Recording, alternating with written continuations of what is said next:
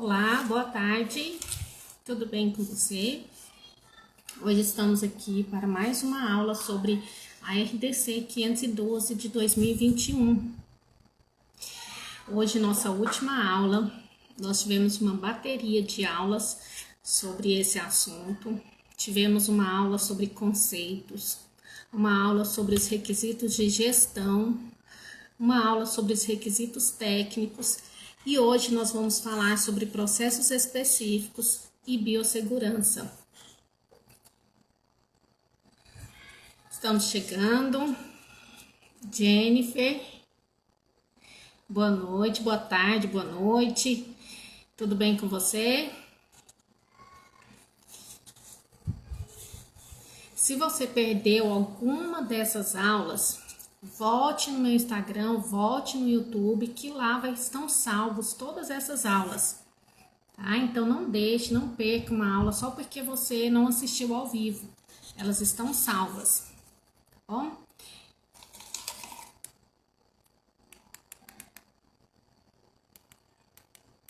Hoje eu deixei uma caixinha de perguntas no meu story, querendo saber se você tem alguma dúvida sobre a RDC 512.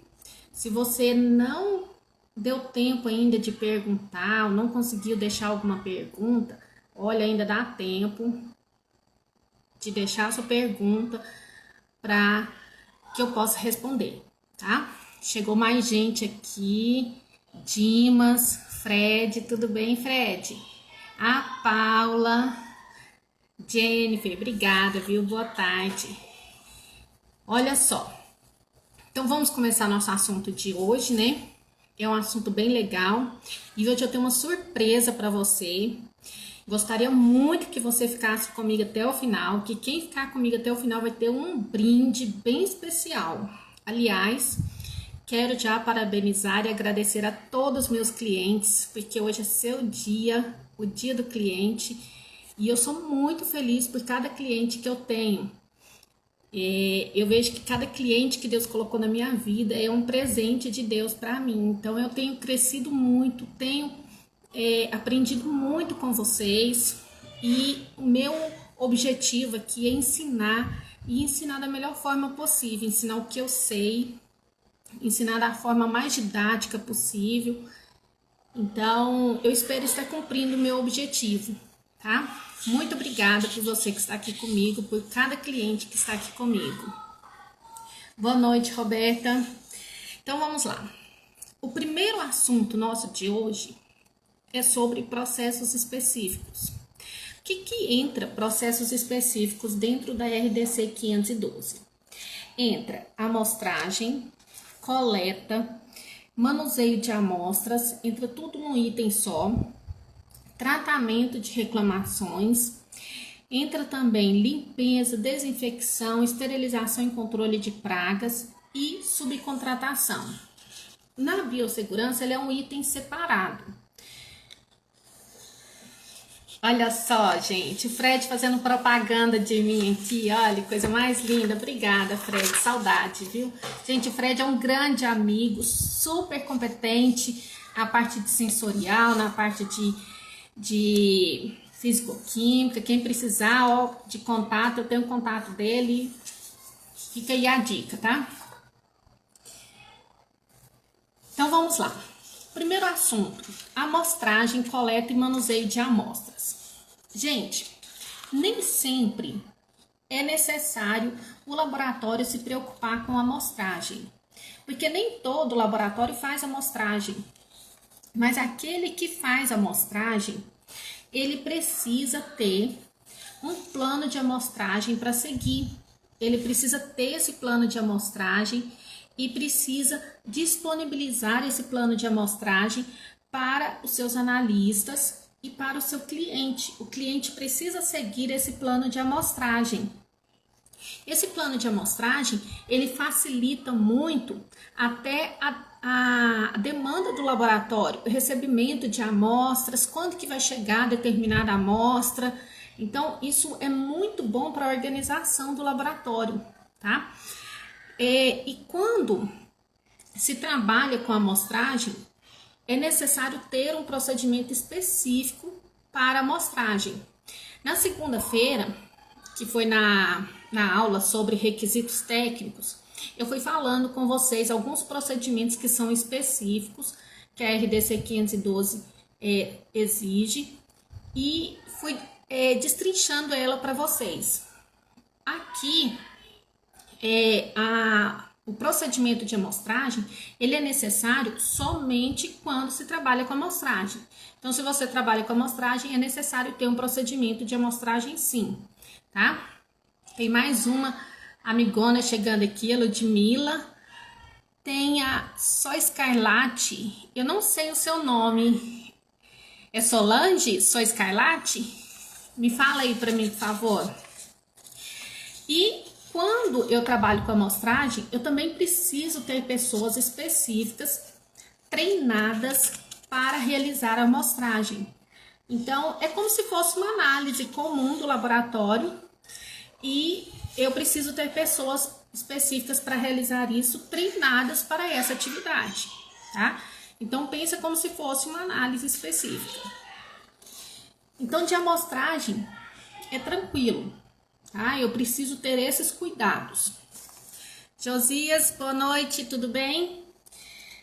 Qual que é o procedimento que eu preciso ter aqui? Olha só. Na segunda-feira, que foi na aula que eu falei sobre requisitos técnicos, a gente falou um procedimento de amostras. E aqui nesse item, ele praticamente revisa um procedimento que é necessário ter, que é de amostras também. E quando eu comparei esse procedimento com o que foi citado lá no requisito técnico, ele é muito parecido, só que ele é complementar. Então, aqui ele vem trazendo algumas coisas que são complementares ao item anterior. Ele vem trazendo que é necessário ter um procedimento para descrever como que é feito o transporte da amostra até essa amostra chegar no laboratório, como que é feito o recebimento dessa amostra. Então, quais são os cuidados que eu tenho que ter na hora que eu recebo essa amostra, como que eu identifico ela. Essa identificação tem que ser única, não posso ter uma identificação dupla, né? Não posso ter nenhuma amostra com a mesma identificação. Como que eu manuseio essa amostra, como que eu vou distribuir ela de forma que ela vai para um laboratório, ela vai para o outro, vem uma amostra para cada laboratório, ou chega no laboratório, eu tenho que fracionar essa amostra. Tudo isso tem que estar descrito no procedimento. Como que eu vou proteger essa amostra? Se na hora que ela entra no laboratório, na hora que eu peso, eu já retiro ela da embalagem e não vai a identificação da amostra, só vai o número. Então, a gente tem que descrever tudo isso no procedimento, tá? E como que eu vou descartar essa amostra? Então, aqui ele vem complementando aquele assunto que a gente viu na segunda-feira, na aula de segunda-feira, tá? Tô tentando dar um tchauzinho aqui para algumas pessoas que chegaram aí agora, a Natália, a Aisha, eu acho que é Ju, não é? Tem uns que aceitam aqui o meu Facebook, meu Instagram aceita dar o tchauzinho, tem outros que não aceitam, mas sejam bem-vindos quem chegou aí, tá? O próximo assunto, tratamento das reclamações. Gente, tratamento das reclamações é muito engraçado, que a RDC 512, ela não traz pra gente o que a gente deve fazer. Se eu tenho como que eu devo tratar as reclamações, nem nada. Mas ele traz que eu devo ter os procedimentos para as reclamações. E aí, em cima desses procedimentos, a gente já tem uma ideia do que eu tenho que fazer com essas reclamações. Então, olha só. Primeiro, eu tenho que ter 2 procedimentos para reclamações. Um deles é um procedimento que fala sobre proteção, guarda, recuperação, transmissão e integridade das informações confidenciais dos clientes relatadas nas reclamações. Então, olha só, isso já dá uma ideia para a gente do que a gente deve fazer com as reclamações. Eu tenho que ter uma forma de como que eu vou resguardar as reclamações e as informações do cliente. O cliente, quando ele liga para fazer alguma reclamação, ele passa dados dele. Ele passa dados da empresa, ele passa dados de telefone, ele passa dados da amostra, ele passa dados, às vezes, confidenciais dele. E como que eu vou resguardar isso? Isso vai chegar em contato com os meus técnicos, com meus analistas. Eu tenho que pensar em tudo isso. Vai ficar só a critério da gestão da qualidade? Então, tudo isso tem que ser pensado e colocado no procedimento e feito dessa forma. Outro procedimento que deve ter é para receber, analisar e responder às reclamações, executar as ações corretivas e manter os respectivos registros. Isso é muito sério mesmo, porque olha só, a gente no laboratório, a gente é responsável por receber, por analisar e responder às reclamações, ou seja, eu tenho que receber e eu não posso só receber e deixar a reclamação para lá, seja ela procedente ou não. Então, recebi a reclamação, eu tenho que analisar ela, verificar se ela é procedente ou não e responder essa reclamação para o cliente e dar um parecer para ele. O que foi que aconteceu que gerou essa reclamação para o cliente? E se teve alguma ação no laboratório que precisa ser tratada, se foi procedente essa reclamação, eu preciso ter uma ação corretiva. Eu preciso agir internamente para que isso não ocorra novamente. Então, eu preciso executar as ações corretivas e preciso manter os registros. Gente, a gente já falou de registros lá na nossa primeira aula. E registros é tudo aquilo que eu faço anotações, né? Que eu registro alguma informação. Então, nesse caso aqui, ó, onde que há o registro da reclamação, aonde que há o registro da ação corretiva, da tratativa, isso tudo tem que ser guardado. Não eliminem isso de forma alguma, tá? Isso tudo é resguardo de vocês. Então, o tratamento das reclamações é isso daí. É muito sério, tem que ser tratado e a gente não pode fugir dela. Não é só porque a gente pensa assim, reclamação, meu Deus do céu, isso é muito sério, não quero nem saber disso. De jeito nenhum. Às vezes uma reclamação vem para melhoria do nosso sistema, às vezes a gente não está nem percebendo que está tendo alguma coisa que precisa ser melhorado e vem uma reclamação e a gente observa, né? E eu vejo assim que a reclamação, ela está muito linkada à nossa rastreabilidade. Se a gente não tiver uma rastreabilidade boa, a gente não consegue identificar o motivo da reclamação ou o que causou aquela reclamação. Então, gente, rastreabilidade é muito sério no laboratório, tá? Muito sério mesmo. Outro item que a RDC trata aqui como um item, como processo específico: limpeza, desinfecção, esterilização e controle de pragas. Como a RDC 512, ela é uma RDC que trata muito sobre higiene, sanitização de ambientes, ela preocupa muito com isso. Então, ela pede para que a gente tenha um programa para executar, monitorar, controlar e verificar as operações de limpeza, desinfecção e esterilização, tanto de superfícies, instalações, equipamentos, instrumentos e materiais. O que é isso? Então, olha só, eu tenho que executar, eu tenho que realizar a limpeza, desinfecção, esterilização, mas eu também preciso monitorar. Que na microbiologia isso é muito comum para a gente faz muitos controles de qualidade, a gente monitora isso constantemente e a gente precisa verificar. Então, sempre tem que tem uma planilha que vai lá depois e verifica se realmente tem alguém que está executando. Então, tem que ter sempre essas ações em cima da limpeza, desinfecção e esterilização, tá? E outro programa que é necessário ter é o programa de controle de pragas, que não só eu preciso executar, como eu preciso monitorar e verificar.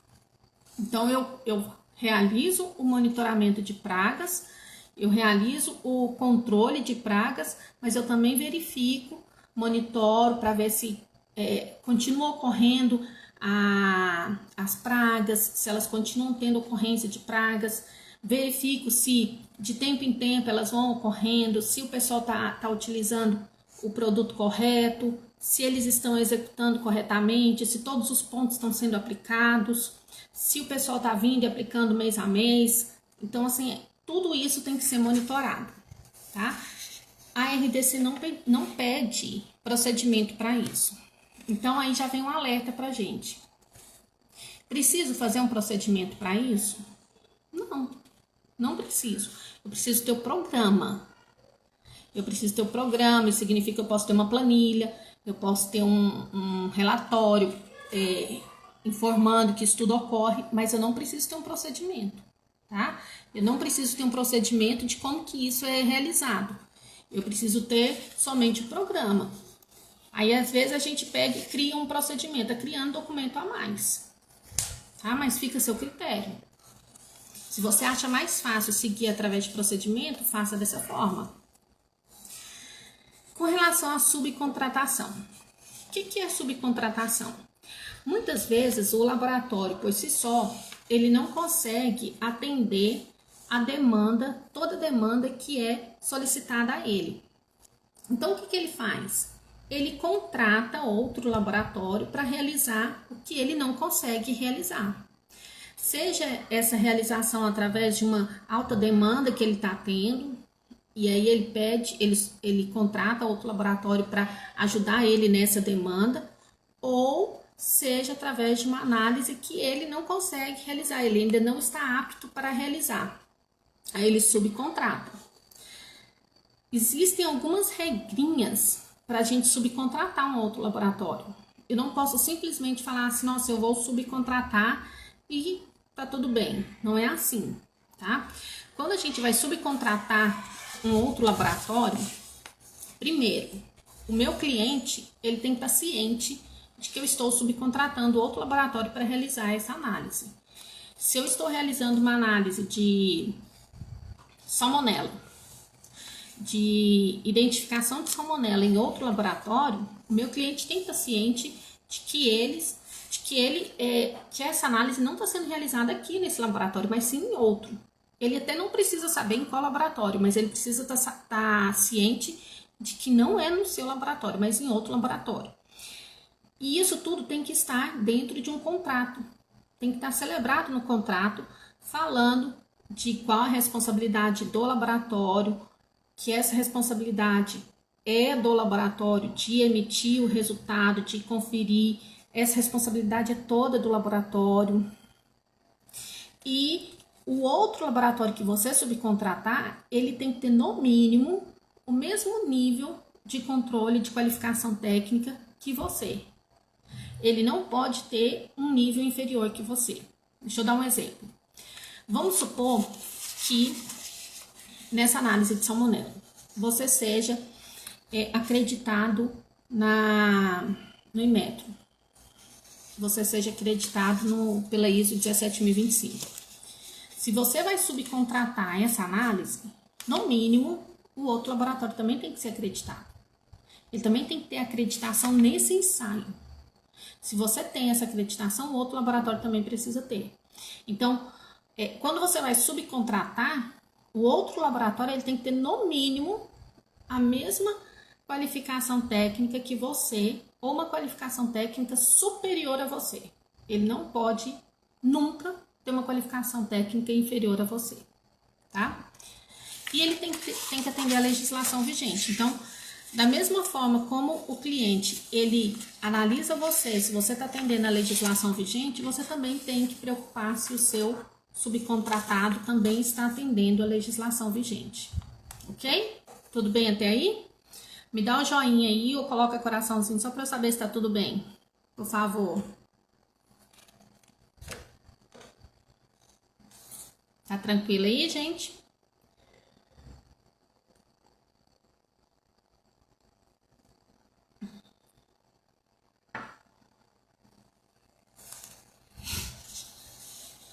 Podemos continuar?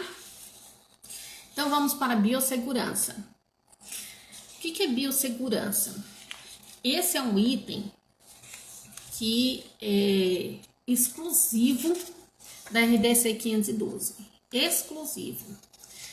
Porque a gente não encontra esse item lá na ISO 17025. Ele está aqui só, no item na RDC 512. O que ele pede? Primeiro, ele pede que o laboratório ele tenha local, equipamentos, instrumentos específicos de segurança e de proteção. Como assim? Você tem que ter os EPIs e os EPCs, os equipamentos de proteção individual, os equipamentos de proteção coletiva específicos que você precisa. Então, tudo isso tem que estar disponíveis no seu laboratório, tá? O laboratório precisa ter um gerenciamento de riscos para biossegurança. Então, biossegurança, ele vai entrar lá no gerenciamento de riscos do laboratório. Olha que interessante.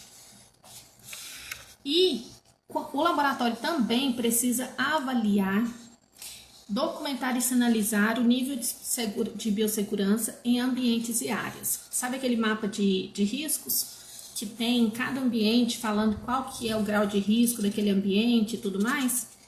É isso que ele está querendo dizer. Que todo ambiente precisa desse mapa de risco, dizendo qual que é o grau de risco desse ambiente e qual o risco que tem nesse ambiente. Se é um risco físico, químico, biológico e qual que é a severidade dele. E eu preciso de ter um procedimento adequado para esses níveis de biossegurança. Então, se no meu ambiente de trabalho eu tenho um grau de risco que seja físico, eu preciso ter um procedimento para esse grau de risco. E todos os técnicos, todas as pessoas envolvidas naquele ambiente precisam ser treinadas para isso. Algo totalmente diferenciado da ISO 17025. Outra coisa que não tem na ISO 17025, que na pasta de pessoal, aqui não cita pasta de pessoal, mas é uma coisa que subentendida pra gente.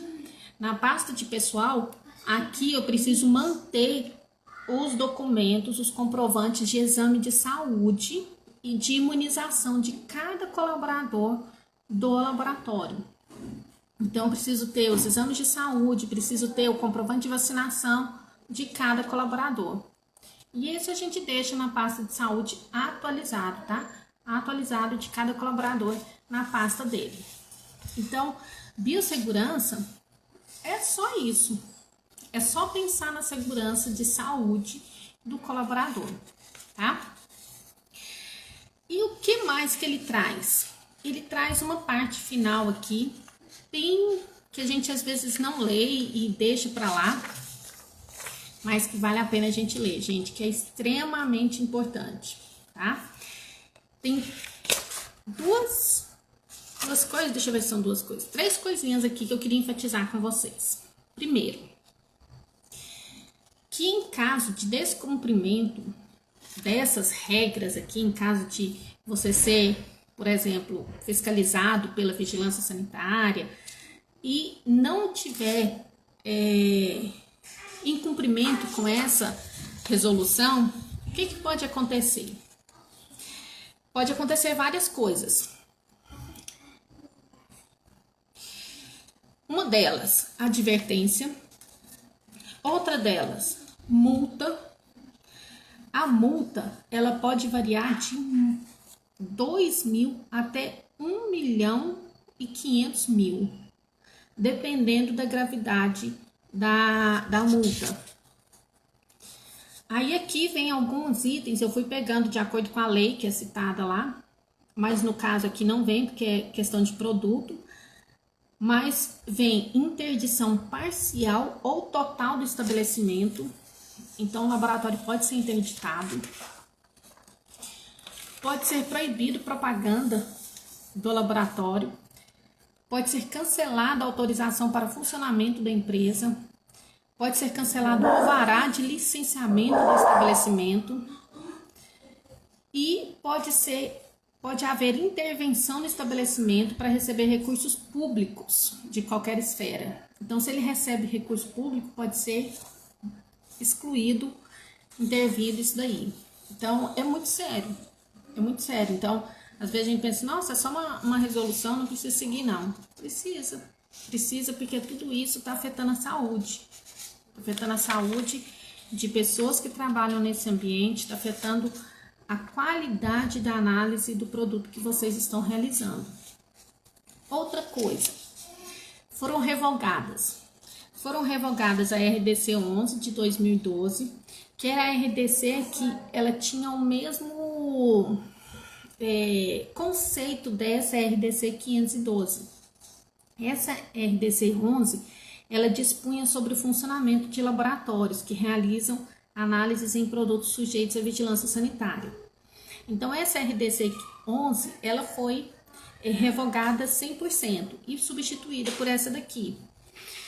E atualmente, a gente que trabalha com alimentos, a gente viu que foi revogada também a RDC 12 pela RDC 390 de 2020. Só que nessa RDC tem dois artigos, o 38 e o 39, que eles fazem referência a essa RDC 11, que foi revogada.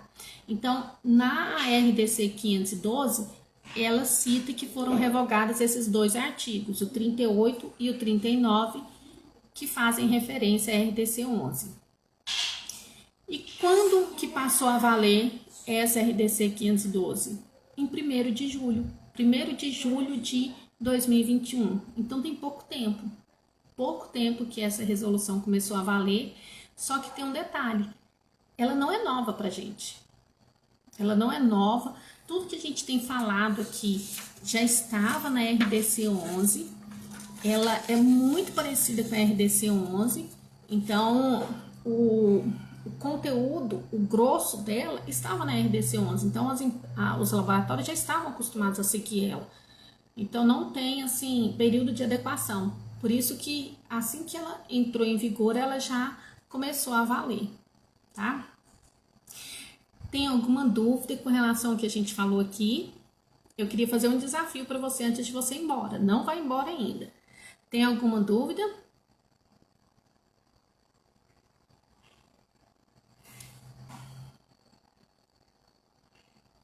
Se tiver alguma dúvida, eu estou deixando um tempinho aqui para você fazer uma perguntinha aí.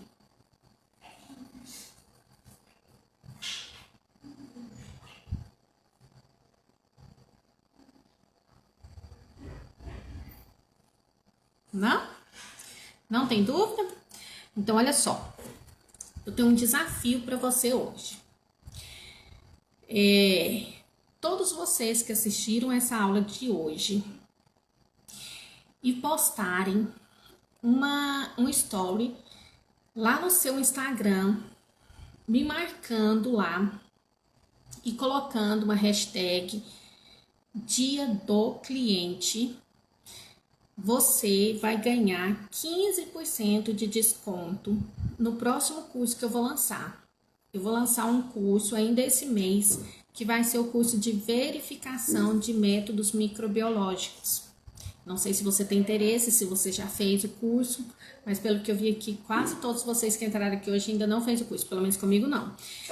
Então, se você tem interesse, posta lá, concorre a isso. Olha, não tem concorrência nenhuma. Na verdade, é só você postar, você já vai ganhar. Só que você precisa me mandar o seu e-mail, tá?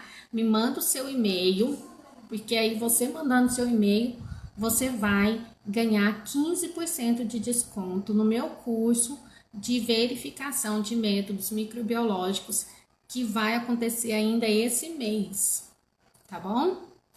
Esse é um presente para quem postar hoje como brinde do Dia do Cliente para você, tá bom? Ok? Entenderam? Alguma dúvida? Tem que postar hoje, dia 15 de setembro. Se não postar hoje, não tá valendo. Tá? Hashtag Dia do Cliente. Ok? Ó, Boa noite para vocês. Muito obrigado por você que esteve aqui comigo, que você que me acompanhou durante esses dias. Foi muito bom, aprendemos bastante. Espero que eu tenha te ajudado. E se ficou alguma dúvida, se mesmo assim ainda passou, depois que você assistir alguma aula, ainda ficar alguma dúvida, pode me mandar um direct, pode me mandar um WhatsApp, pode me mandar um oi que eu te ajudo, tá bom? Boa noite, muito obrigada.